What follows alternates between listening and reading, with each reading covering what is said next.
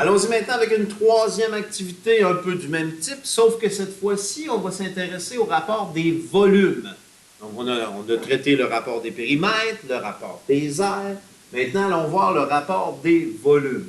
On dit, voici deux prismes à base rectangulaire qui sont semblables. Le tableau suivant présente des dimensions possibles pour ces prismes, détermine les volumes, les rapports de similitude et les rapports des volumes pour ces différents prismes.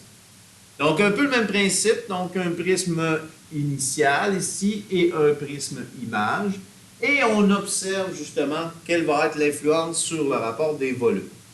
Donc, on imagine un prisme qui mesure 1 par 3 au niveau des dimensions de sa base, par 2 de hauteur. Et on demande de calculer le volume. Et si je double les dimensions de ce solide, qu'est-ce qui va se passer avec le volume? Peut-on établir un lien entre le rapport de similitude et le rapport de volume? Donc, allons-y. Pour le calcul du volume du prisme, on calcule l'aire de la base. Donc, 1 fois 3, ce qui fait 3 cm². Si on suppose que ce sont des centimètres partout, pour un volume exprimé en centimètres cubes,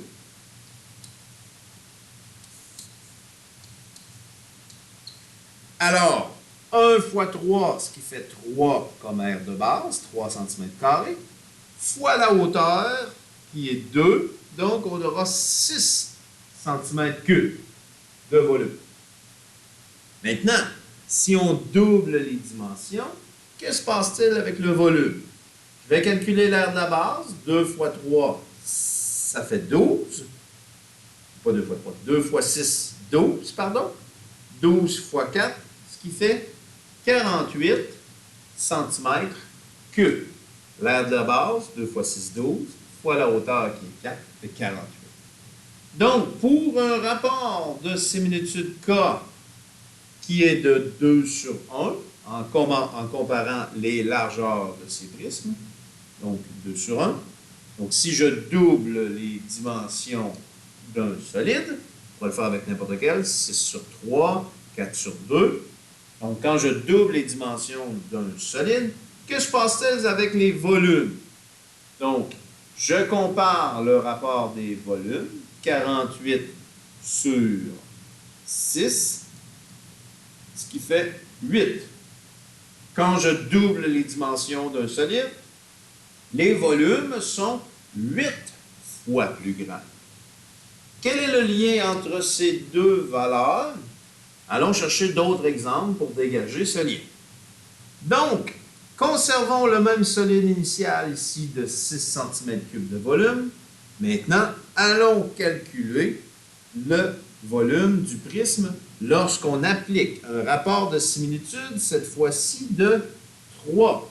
Donc, quand on part de 3 sur 1, donc un rapport de similitude de 3, je triple les dimensions, toutes les dimensions de mon solide. Que se passe-t-il avec le volume? 3 fois 9, 27, fois 6, bon, on va aller chercher notre calculatrice pour pouvoir le faire. 3 fois 9, ça fait 27, fois le 6 ici, qui est ma hauteur, 162 cm³. Donc, si j'établis le rapport de mes volumes, 162 sur 6, allons calculer, divisé par 6, 27 fois plus grand. Donc, pas 3 fois plus grand, mais 27 fois plus grand le volume. Allons-y maintenant en appliquant un rapport de similitude qui est de 10. Donc, chacune des dimensions a subi un agrandissement d'un facteur de 10. Que se passe-t-il avec le volume? Donc, 10 fois 30, ce qui fait 300, fois 20, qui fait 6000. Donc, 6000 sur 6. Donc, Le rapport de similitude est de 10. Le rapport de volume est de 1000. Donc, quel est le lien entre mon rapport de similitude et mon rapport de volume? Ben, on élève au cube. 2 au cube, 2 fois 2, 4 fois 2, 8. 3 au cube, 3 fois 3, 9 fois 3, 27. 10 au cube, 10 fois 10, 100 fois 10, 1000. Donc, le rapport de similitude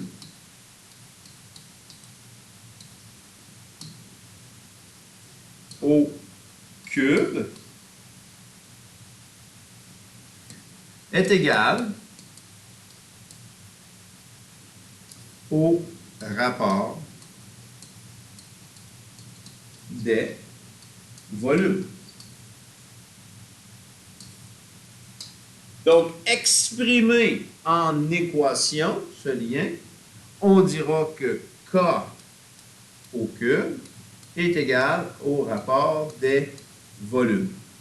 Bien sûr, puisqu'il y a équivalence entre le volume et la capacité d'un solide, on pourrait exprimer aussi le rapport de similitude de K au cube, K3, K à la 3, comme étant la capacité de mon solide image sur la capacité de mon solide initial. Donc, on pourrait comparer, par exemple, une capacité en millilitres pour chacun des solides pour établir le rapport de similitude au cube.